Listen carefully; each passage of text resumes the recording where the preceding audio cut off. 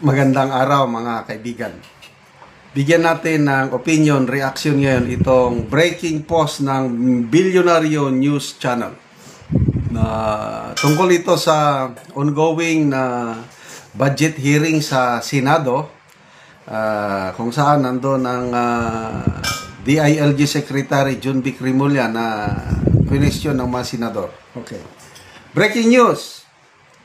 DILG Secretary John Vic Remulla revealed that resigned Ako Bicol Representative Saldico has inserted 500 million in intelligence funds of the PNP. At a Senate budget hearing, Remulla said he decided to return the amount to the state coffers because they might be trade with it. They might be traded, trade with it. Baka magka-problema, parang ganun. Grabe, no? So, ang tanong, anong year ito? Was it last year? Kasi kung anyway, hindi pa kasi So, yun po ang pangyayari, kulang sa detalye itong post ng billionaryonews.com dahil breaking news nito. Mamaya na natin malaman ang detalye kung kailan ba ito na insertion. I believe sa 2025 national budget na insert. So, bakit isinauli ni Secretary John Vic Remulla? Was it voluntary on his part? Or dahil no choice siya? Dahil mabuti kung naibalik, 500 million, ang laki nun. Now, anong implication nito? Ibig sabihin, hindi lang ang isinisingit nila, hindi lang flood control. Kahit ano na lang dyan na pwedeng maisingit. Ito, intelligence fund. Grabe, oh. Baka hindi lang sa, ito, speculation na lang, Baka hindi lang sa PNP nagsingit. Baka halos lahat ng agency na nakakatanggap ng intelligence fund may naisingit. Baka. Grabe. 500 million, ang laki. Oh, magkano lang yung kine-question nila kay VP Sara? 125 million lang. Kalahati doon ang may question, yung may notice of disallowance. Tapos, very brave pa itong Saldico na ito na, anong sabi niya kay VP Sara? Sinimit, sabi niya, ipaliwanag mo ang iyong confidential fund. Intelligence fund. Siya pala, anong pakialam niya sa intelligence fund? Trabaho ba ng mambabatas ang magkaroon ng intelligence fund? So, ito, just tip of the iceberg. Ibig sabihin nito na lahat ng pwedeng pagkakitaan, pinapasok nila. Why I said nila? Alangan niya si Saldico lang lahat ang gumagawa nito. Oh. Ano sa tingin nyo? Si Saldico lang gumagawa nito? O mayroong amo? Oh. Tapos ngayon, siya na lang ang dinidiin.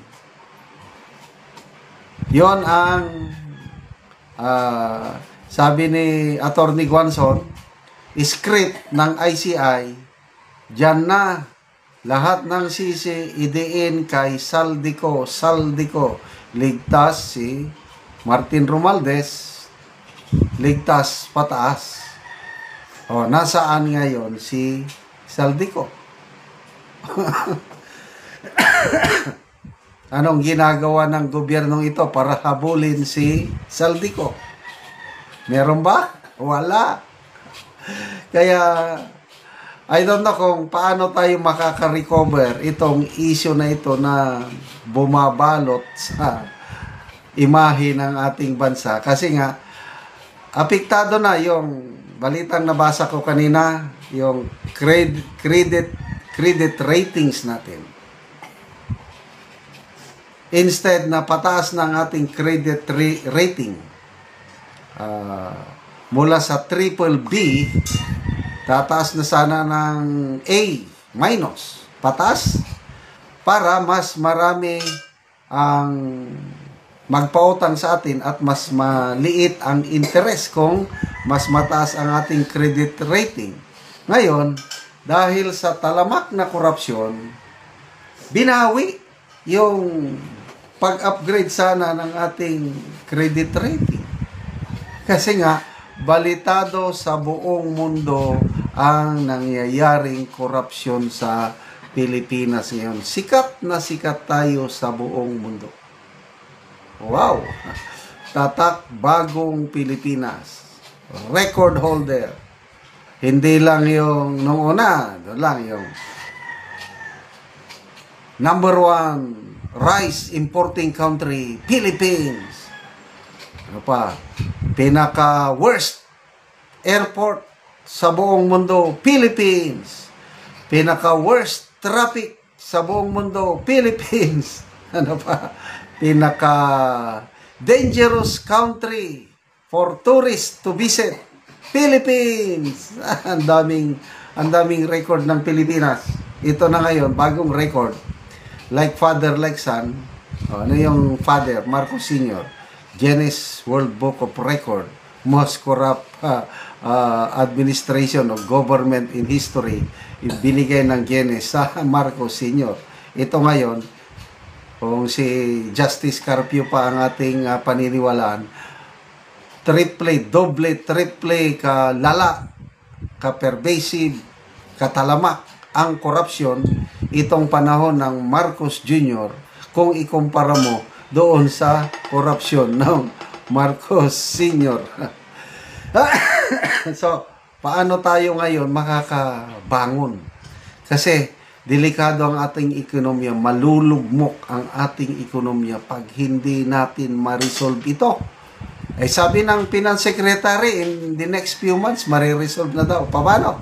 O baka yung ICI nila, ilabas ng ito, clear na ang lahat except si Saldico at saka sino pa yung mga opposition senador na kakasuhan kunuhay. Tanong, meron bang makulong? Wala. Kung meron man, mga kawawang contractors at mga nasa district engineer level na mga DPWH official. Hanggang ganun lang. Mambabatas? I don't believe so.